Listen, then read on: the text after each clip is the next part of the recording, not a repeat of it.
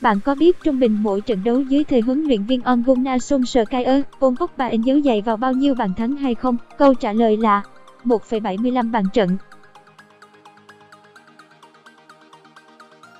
Anh đã ghi tới 4 bàn và có 3 đường kiến tạo thành bàn trong chỉ 4 trận dưới thời Solskjaer. Đây chính là hiệu suất cao nhất trong sự nghiệp chơi bóng của Pogba.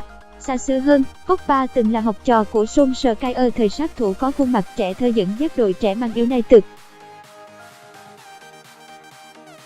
Thời đó, Pogba cùng Jesse Lingard là hai hạt nhân quan trọng mang về tới 4 danh hiệu ở cấp độ trẻ cho Solskjaer. Để cho độc giả có cái nhìn toàn diện hơn, chúng ta cần thêm thống kê. Dưới thời Jose Mourinho, Pogba chỉ đặt dấu ấn vào trung bình 0,3 bàn trận, thời Antonio Conte là 0,35 bàn trận và thời Marc Allegri là 0,5 bàn trận. Ngay cả khi thi đấu dưới sự chỉ bảo của ông thầy cưng chiều Pogba nhất, huấn luyện viên Didier Deschamps, Pogba cũng chỉ in dấu giày vào vỏn vẹn 0,25 bàn trận. Như vậy, Pogba thời Solskjaer hiệu quả gấp tới 3,5 lần so với thời anh đạt phong độ cao nhất. Với một Paul Pogba hay thế này, dĩ nhiên anh đang là tâm điểm của trận đại chiến đầu tiên của Solskjaer trên cương vị huấn luyện viên Man United, trận đấu với Tottenham tối nay. Tuy nhiên, dùng Pogba cũng chẳng khác nào đang chơi với một con dao hai lưỡi.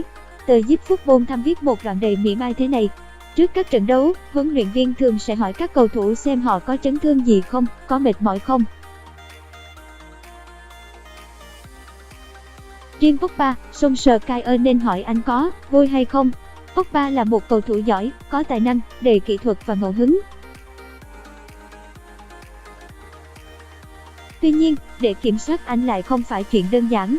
Cho đến bây giờ thì đa phần cổ động viên đã có thể chắc chắn rằng Pogba chính là một trong những nhân vật đã âm thầm cưa gãy chân ghế của Jose Mourinho.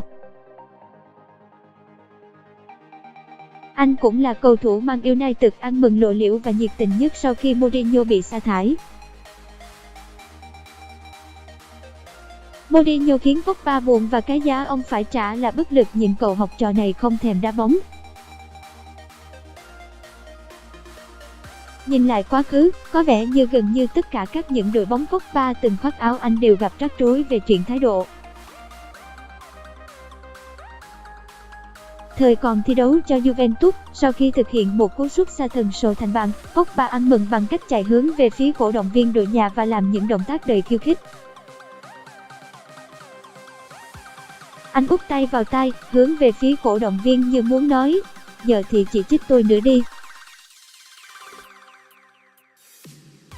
Rất nhiều chuyên gia bóng đá từng có chung nhận xét rằng Pogba là mẫu cầu thủ thi đấu vì bản thân hơn là vì đội bóng. Anh thích cảm giác được tung hô, thích trở thành tâm điểm của vũ trụ.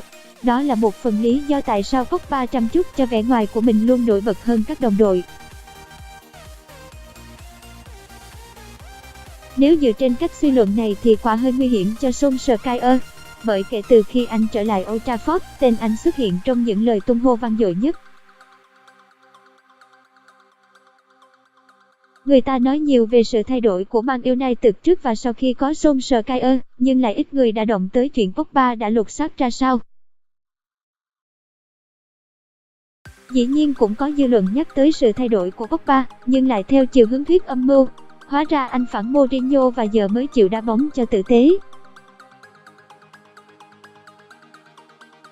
Nói một cách hình ảnh thì Solskjaer đang chiếm hết ánh đèn sân khấu tại Man United và Pogba chỉ là một vai phụ trong dàn giao hưởng quỷ đỏ.